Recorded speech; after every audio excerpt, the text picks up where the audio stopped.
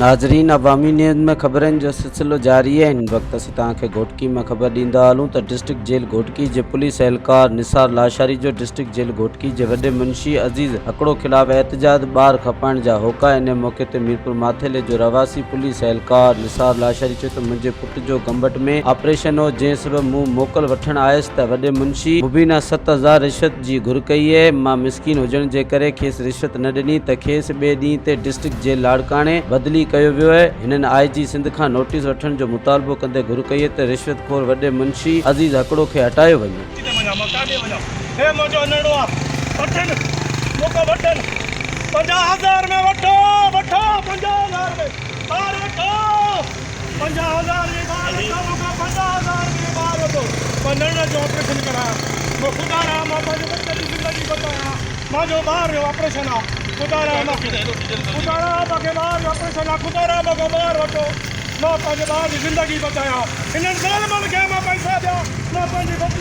मज़ीद खबरों और तफसीलात के लिए विजिट करें हमारी वेबसाइट www.awamiNewsHD.com।